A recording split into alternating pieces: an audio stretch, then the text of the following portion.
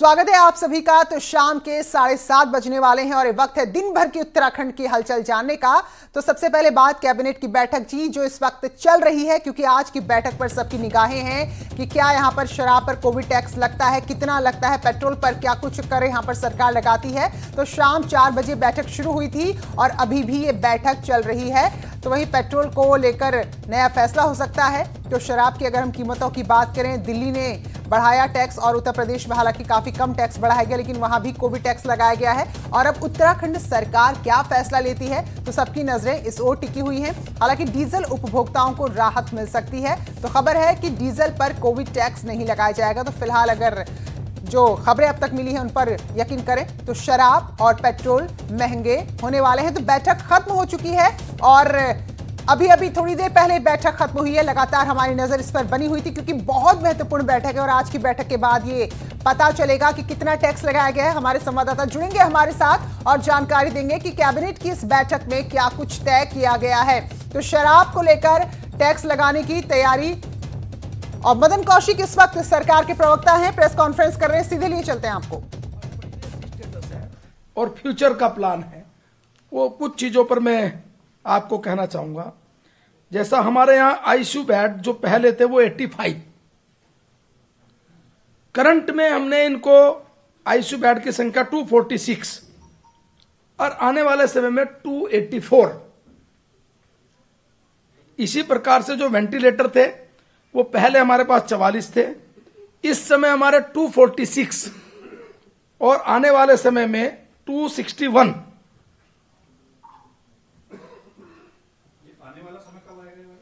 जो मैंने कहा ना, ये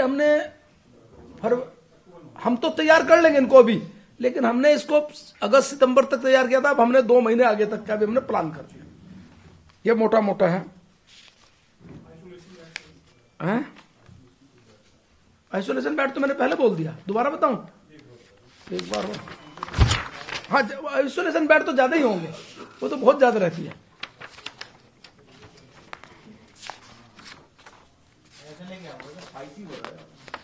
आइसोलेशन बेड बताए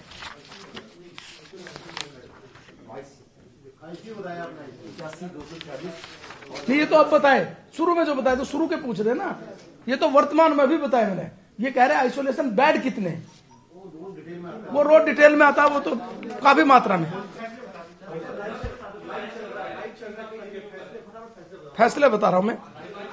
हमने राज्य के अंतर्गत एक बहुत ही बड़ा निर्णय लिया है। बीच में आप सब लोग बार बार मुझे पूछ रहे थे, कंफ्यूजन जैसी स्थिति आपके सामने थी, सरकार के सामने कभी नहीं रही।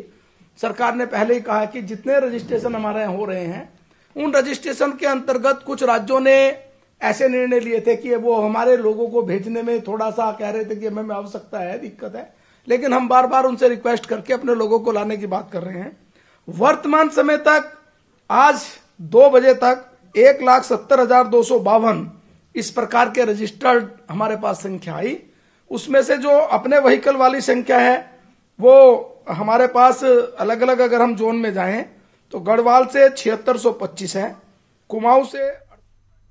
तो फिलहाल अभी ये बता रहे हैं कि राज्य के बाकी हिस्सों से, देश के बाकी हिस्सों से कैसे लोगों को लाया जा रहा है। तो जैसे ही जो बड़ी घोषणा है उसका ऐलान होगा तो वो हम खबर आप तक पहुंचाएंगे। कुछ और खबरों का रुख करेंगे। पिथौरागढ़ से बड़ी खबर है। यहां मुख्यमंत्री के जीवन से जुड़ी अफवाह फैलाने के मामले में गिरफ्तारी हुई है। पुलिस ने आरोपी युवक को गिरफ्तार किया और गणाई गंगोली के बनकोट का रहने वाला है आरोपी नरेंद्र मेहता। इस पर फेसबुक पर झूठी अफवाह फैलाने का आरोप है। तो मुख्यमंत्री की जिंदगी को लेकर, उनके जीवन को लेकर ही एक झूठी खबर इसने सोशल मीडिया में शेयर की थी, जिसके बाद मामला कल ही दर्ज हो गया था और फिलहाल अब गिरफ्तारी भी हुई है। पिथौरागढ़ के गणाई गंगोली में बनकोट इलाका है जहां से नरेंद्र मेहता नाम के आरोपी को गिरफ्तार किया गया है और अब आगे इसके खिलाफ कार्रवाई की जाएगी। कोविड-19 फंड में विधायकों मंत्रियों के वेतन भत्तों में 3% कटौती की प्रक्रिया के 1 महीने बाद भी शुरू नहीं हो पाई है। त्रिवेंद्र सरकार ने 8 अप्रैल को ही यह फैसला लिया था कि जो भी विधायक मंत्री हैं उनके वेतन भत्तों में अगले 1 साल तक 30% तक की कटौती रहेगी, लेकिन अभी तक विधायकों की सहमति ना मिल पाने की वजह से कटौती नहीं हो पाई है। विधानसभा अध्यक्ष प्रेमचंद अग्रवाल ने सभी विधायकों को कैबिनेट के फैसले की याद दिलाते हुए वेतन भत्तों में 30% कटौती के लिए अपनी सहमति जताने को कहा है। विधायकों को मेल भेजकर कहा गया है कि वो जल्द से जल्द अपनी सहमति दें।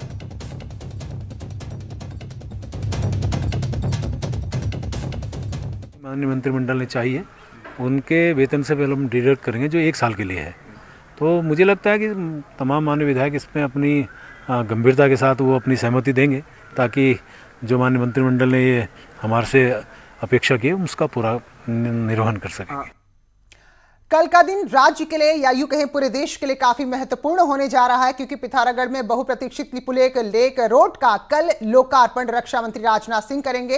हालांकि ऑनलाइन लोकार्पण होगा क्योंकि लॉकडाउन है, तो बेहद महत्वपूर्ण ये सड़क केवल राज्य के लिए नहीं बल्कि पूरे देश के लिए, क्योंकि ये सड़क चीन सीमा से जुड़ेगी और सुरक्षा के लिहाज से बेहद अहम है। इसी रूट पर कैलाश मानसरोवर यात्रा भी होती है, लिहाजा यात्रियों के लिए भी अच्छी खबर है। और चीन की सीमा से ये सड़क लगती है तो देश की सुरक्षा की दृष्टि से भी काफी महत्वपूर्ण है। तो रक्षा मंत्री राजनाथ सिंह कल वर्चुअली इसका उद्घाटन करेंगे। पूर्व मंत्री और कांग्रेस के वरिष्ठ नेता तिलकराज बेहड़ के खिलाफ रुद्रपुर में लॉकडाउन उल्लंघन का मुकदमा दर्ज हुआ और साथ में उनके 5 समर्थक भी हैं जिनके खिलाफ नामजद और 25 के अज्ञात के खिलाफ मुकदमा दर्ज हुआ है। आरोप है कि 2 दिन पहले तिलकराज बेहड़ के पैतृक गांव मलसा गिरधरपुर में एक गोलीकांड हुआ था जिसमें 2 लोग घायल हुए थे और इसकी खबर लेने बेहड़ लॉकडाउन के नियमों को तोड़ते हुए अपने गांव पहुंच गए। उनके साथ और भी लोग इकट्ठा हो गए, लेकिन बेहड़ इसे राजनीति बता रहे हैं। बिल्कुल झूठा है, निराधार है। इस मुकदमे के पीछे सीधी सीधी राजनीतिक द्वेष भावना है, क्योंकि रात को गोली चली मेरे गांव में। उस गांव का रहने वाला हूँ, पैतृक गांव है मेरा, मैं वहीं पैदा हुआ, मेरी खेती जमीन वहीं पर है। और जब मैंने सुना कि मेरे रिश्तेदार को गोली लग गई तो मैं गाँव में गया। तो फिर से याद दिला दें आपको, कैबिनेट की बैठक खत्म हो चुकी है, प्रेस कॉन्फ्रेंस चल रही है और जैसे ही कुछ महत्वपूर्ण ऐलान होगा वो आपको बताएंगे। फिलहाल आगे बढ़ेंगे। बागेश्वर के कौसानी क्षेत्र में 21 मार्च से 3 परिवार फंसे हुए हैं। इनमें 2 परिवार पश्चिम बंगाल के हैं जबकि 1 परिवार दिल्ली का रहने वाला है। और अब क्योंकि इतने समय तक यहाँ टिके तो कुमाऊं मंडल विकास निगम ने इन्हें 1,33,000 का बिल थमा दिया है, जिससे अब पर्यटकों के होश उड़ गए। उनका कहना है कि उनके पास पैसे बचे ही नहीं और सरकार उनकी मदद करे, साथ ही सरकार से खुद को घर वापस भेजे जाने की ये लोग मांग कर रहे हैं। अब जबकि मामला सामने आया क्योंकि लॉकडाउन की वजह से फंसे हैं वहां पर, स्वेच्छा से नहीं रुके हैं, तो पर्यटन विभाग का कहना है कि जल्दी सबको भेजा जाएगा और बिल को लेकर निगम से बातचीत होगी। तो निगम का भी कहना है कि पूरा बिल तो माफ नहीं हो सकता, थोड़ी कटौती जरूर की जा सकती है। ये लोग काल जो मांगा 1,33,000 रुपया हम लोग से मांगा, तो 1,33,000 अभी देखिए हमको मेडिसिन के खरीदने का पैसा नहीं है। हम लोग माने मिनिमम इसका ऊपर अभी जी रहा है, लेकिन इस हालत में हम लोग ये कंप्लाई नहीं कर सकते। और हम तो ट्राई कर रहे थे डे 1 से निकलें, और जैसे हमारी बात होती है बैठ के, भाई हम 3 ही फैमिली हैं यहाँ पे, तो ये भी डिस्कस करते हैं कि यार हमारे 50,000 खर्च हो गए, अभी बस ओनली 10,000 बचे हैं, कैसे जाएंगे, कैसे क्या करेंगे।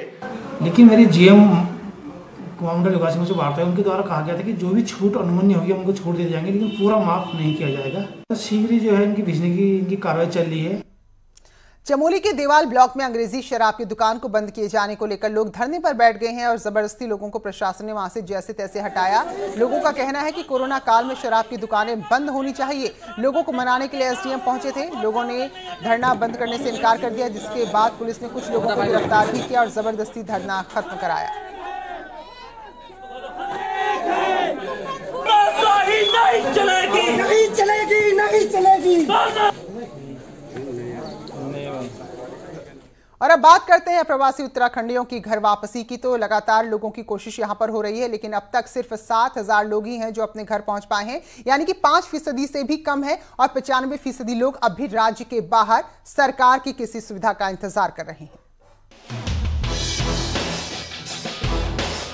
जो अपने घर लौट आया वो किसी खुशनसीब से कम नहीं है। बदकिस्मती तो उन लोगों की है जो दूसरे राज्यों से वापस लौटने का बस इंतजार कर रहे हैं। मुख्य सचिव कह चुके हैं कि करीब 7,300 लोग लौट चुके हैं और बाकी बचे करीब 1,57,000 लोगों को अभी 10-15 दिन इंतजार करना पड़ेगा। अब ऐसे में कांग्रेस सरकार पर हमलावर है। आप भेड़ बकरियों की तरह लोगों को लाओगे और रात को 1 बजे आप धुमाकोट छोड़ दोगे, रात को 11 बजे आप रेखणी खाल छोड़ दोगे, आप पावो छोड़ दोगे, आप मोरी में छोड़ दोगे, सड़क से आदमी जंगल में जाएगा कैसे? आपने कोई व्यवस्था सड़क के किनारे, रोड हेड के किनारे उनके रहने की, खाने की, भोजन की कोई व्यवस्था नहीं कर रखी। सरकार पूरी तरह से जो प्रवासी लोग हैं, जो हमारे लोग जो यहां से रोजगार की तलाश में बाहर गए हुए थे, जो आना चाहते थे, उनको आपने भेड़ बकरियों की तरह ट्रीट किया है। इसका खामियाजा त्रिवेंद्र सरकार को, बीजेपी को भुगतना पड़ेगा। देश में लॉकडाउन का तीसरा फेज चल रहा है और ये मुश्किल दौर कब खत्म होगा किसी को नहीं पता। वहीं सरकार के मंत्री धन सिंह रावत का कहना है कि सरकार गंभीर है और जल्द से जल्द सबकी वापसी होगी।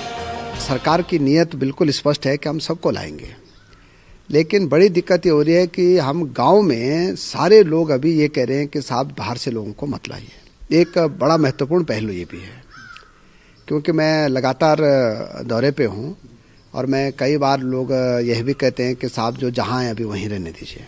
सरकार का दावा है कि तैयारी पूरी है, लेकिन अब तक के हालात को देखते हुए तैयारियों पर कैसे यकीन किया जाए। और अधिकारियों की तैयारियों से नहीं लगता कि 15 दिन में 1.5 लाख लोग उत्तराखंड लौट पाएंगे। दीपांकर भट्ट, न्यूज़ 18, देहरादून। तो कुछ लोग हैं जो पैदल ही अपने अपने घरों की तरफ चल पड़े हैं, तो ऐसे लोगों से मुख्यमंत्री ने अपील की है। उनका कहना है कि किसी को भी पैदल चलकर आने की जरूरत नहीं है। उत्तराखंड लाने के लिए प्राथमिकता पर काम कर रहे हैं। मुख्यमंत्री ने कहा है कि विशेष ट्रेनों के लिए रेलवे के साथ योजना बना रहे हैं। धैर्य से जहां हैं वहीं रहें। तो ये खास तौर पर अपील मुख्यमंत्री ने उन लोगों से की है जो उत्तराखंड के लौटने के लिए यहां पर पैदल ही निकल पड़े हैं कि सबको घर लाया जाएगा, थोड़ा सा धैर्य रखें।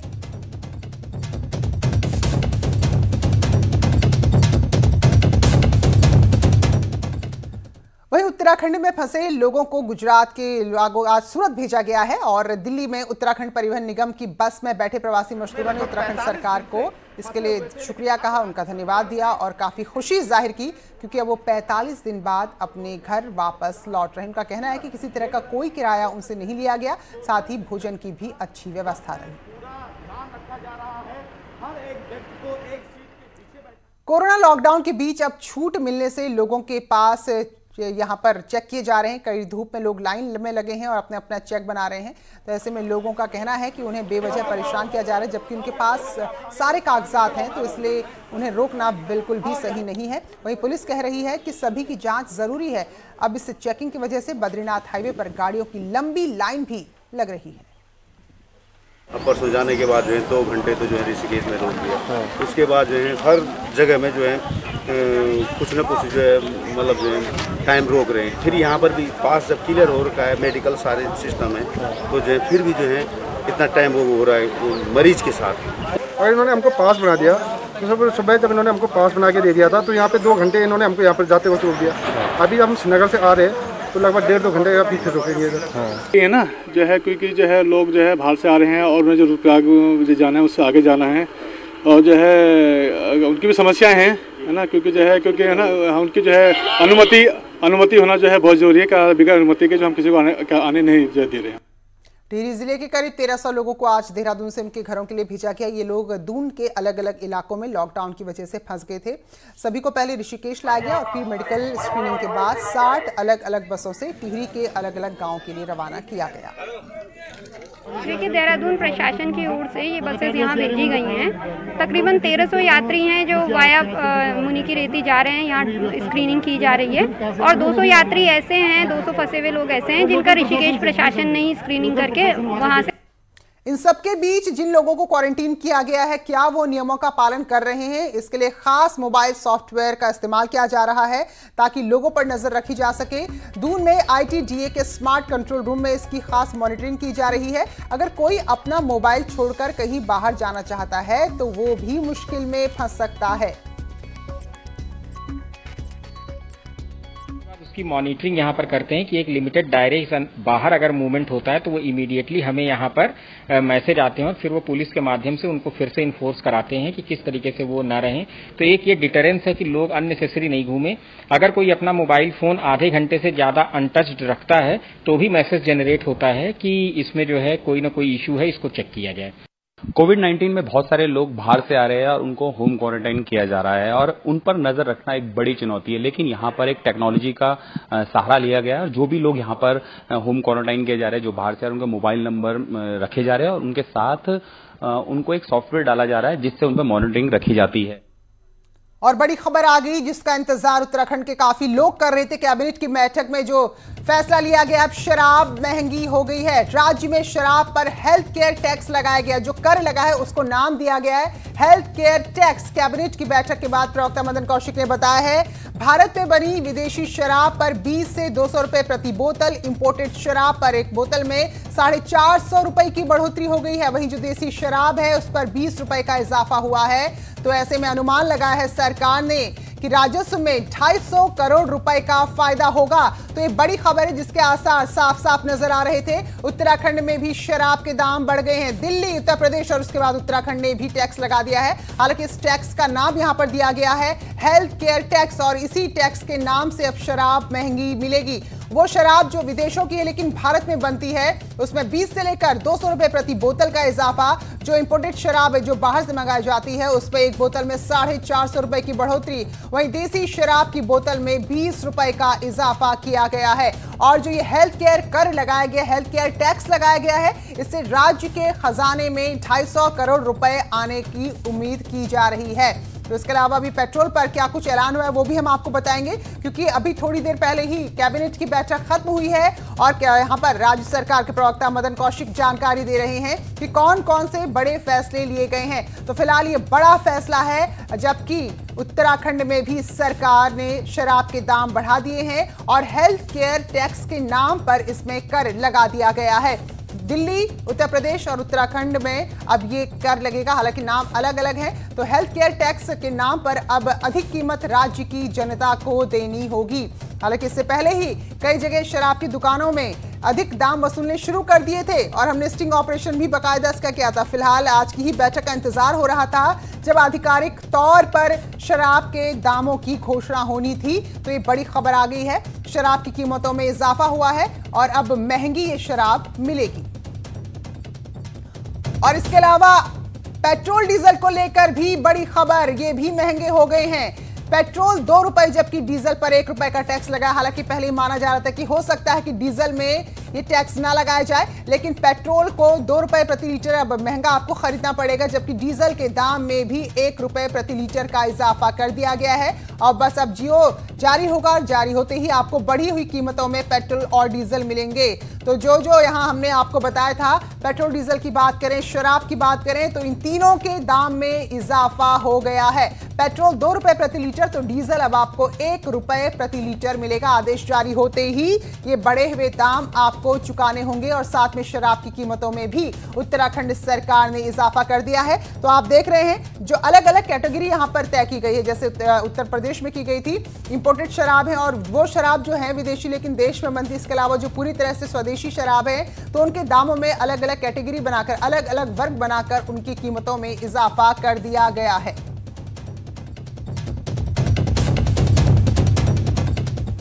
चलिए तो अब आगे बढ़ेंगे। देहरादून में आज भगत सिंह कॉलोनी को भी कंटेनमेंट जोन से बाहर कर दिया गया। अभी तक देहरादून के 11 हॉटस्पॉट में से 6 कंटेनमेंट जोन को मुक्त कर दिया गया है। देहरादून के डीएम ने बताया कि सभी कंटेनमेंट जोन की स्क्रीनिंग की गई है, जिसमें से डोईवाला क्षेत्र के 2 और देहरादून नगर निगम क्षेत्र के 4 कंटेनमेंट जोन में पिछले 28 दिन से कोई भी पॉजिटिव मामला सामने नहीं आया, जिसके बाद ये फैसला लिया गया है। तो अब तक कुल ऐसे 6 हॉटस्पॉट हैं जिन्हें यहाँ पर इनसे बाहर कर दिया गया है, जबकि देहरादून में 2 और ऋषिकेश में 3 हॉटस्पॉट अब भी पूरी तरह से लॉक हैं।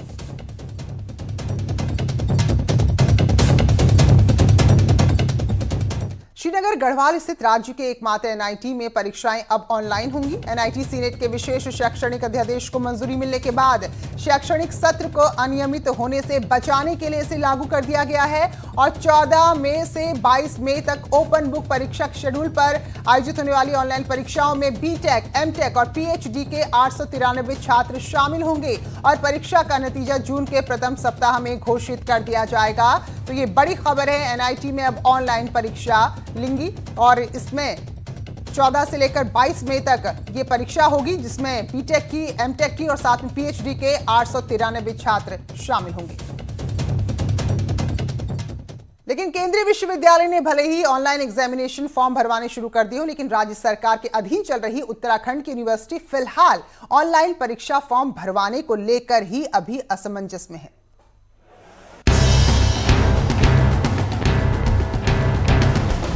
ऑनलाइन पढ़ाई को लेकर सेंट्रल यूनिवर्सिटी ने सबसे पहले कवायद की।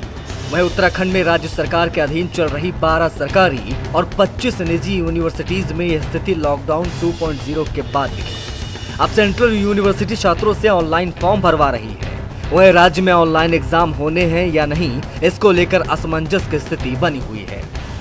और अभी कोई अबरा तबरी करने की जरूरत नहीं है। अभी जो है जुलाई में हम लोगों ने नया ये क्या भारत सरकार ने भी और हमारी सरकार ने भी तय किया है कि हम जुलाई में परीक्षाएं कराएंगे, वार्षिक परीक्षाएं भी कराएंगे और सेमेस्टर की परीक्षाएं करेंगे। तो अभी हम पे पर्याप्त समय है। कॉलेज अथॉरिटी को लगता है कि ऑनलाइन की प्रक्रिया में नकल की आशंका ज्यादा रहती है, इसलिए जून जुलाई में ही ऑनलाइन एग्जाम पर निर्णय लिया जाएगा। ये वजह है कि ऑनलाइन फॉर्म को लेकर अभी तक कुछ भी तय नहीं हो पाया है। हालांकि छात्र ऑनलाइन प्रक्रिया को पसंद कर रहे हैं। ये मोड हम डिसाइड करेंगे कि ऑनलाइन करना है ऑफलाइन। अगर सिचुएशन ठीक रही तो हमारा पूरा ऑफलाइन पे है। बहुत कम चांसेस हैं कि हम ऑनलाइन पे जाएं, क्योंकि ऑनलाइन का बच्चे का चीटिंग करने का ज्यादा चांसेस है। हम स्टूडेंट्स यही चाहेंगे कि जो पैंडेमिक चल रही है ये, तो अगर जो उत्तराखंड में सब सही हो जाता है और नॉर्मल हो जाता है तो फिर कॉलेज प्रशासन जो है वो ऐसे बच्चों को बुला के एडमिशन और या फिर ऑनलाइन एग्ज़ाम वगैरह ना करवाए। पर अगर जो नहीं होता है ये सब, तो फिर ऑनलाइन एग्ज़ाम ही सही रहेगा, क्योंकि सबसे पहले सेफ्टी मैटर करती है। उत्तराखंड में वैसे ही नेटवर्क की काफ़ी समस्याएं रहती हैं, जिससे पढ़ाई में दिक्कतें होना स्वाभाविक है। ऐसे में फॉर्म भरने का फैसला जल्द लिया जाना बेहद जरूरी है। न्यूज़ 18 के लिए देहरादून से भारती सकलानी की रिपोर्ट। रुड़की में कंटेनमेंट एरिया में एक बार फिर से ग्रामीण और सेना आमने सामने आ गए। विवाद रास्ते को लेकर था। इस दौरान टोडा, कल्याणपुर और नंदा कॉलोनी के लोग रास्ता खोलने को लेकर एरिया में बातचीत के लिए पहुंचे थे, लेकिन मामला इतना बढ़ा कि सेना और ग्रामीणों के बीच में जमकर नोकझोंक होगी और तो और पत्थरबाजी तक होगी, जिसमें कई महिलाएं घायल हुई, जिन्हें भर्ती कराना पड़ा है। ग्रामीणों का आरोप है कि पिछले दिनों एक गर्भवती महिला को एम्बुलेंस के लिए यहाँ पर ले जाना था, उसके लिए भी गेट नहीं खोला आर्मी वालों ने, जिसकी वजह से नवजात की मौत हो गई।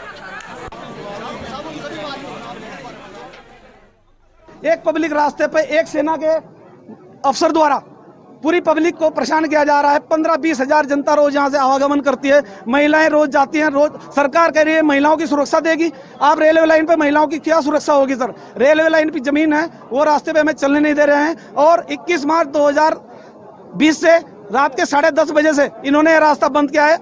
आने जाने के रास्ते को लेकर पूर्व से ही ये विवाद चला आ रहा है, जिसमें पुलिस और प्रशासन के स्तर से भी कई बार दोनों पक्षों के बीच वार्ता कराई गई है। अभी भी ये पूरी तरह से मामला सुलझ नहीं पाया है। स्थानीय प्रशासन इसमें दोनों पक्षों की वार्ता और संबंधित दस्तावेजों का अध्ययन करने की प्रक्रिया निरंतर गतिमान है। पौड़ी के पाबू ब्लॉक में आर्मी की ट्रेनिंग करके लौटे 21 साल के सैनिक पवन सिंह ने पंखे से लटक कर जान दे दी है। कुछ महीने पहले ही सेना में भर्ती हुए थे और ट्रेनिंग के बाद छुट्टी पर घर आया था पवन सिंह। लॉकडाउन की वजह से घर में ही था, लेकिन उसने इतना बड़ा कदम क्यों उठाया, इस बारे में भी ज्यादा जानकारी नहीं मिल पाई है। मृत्यु के संबंध में तो फांसी की ही अभी तक ही बात हुई है और देखने में यह आया कि रस्सी फांसी की लटकी हुई थी रस्सी, लेकिन परिजनों द्वारा उसको नीचे उतार दिया गया। फिलहाल इस बुलेटिन में इतना ही, आगे भी खबरें जारी हैं।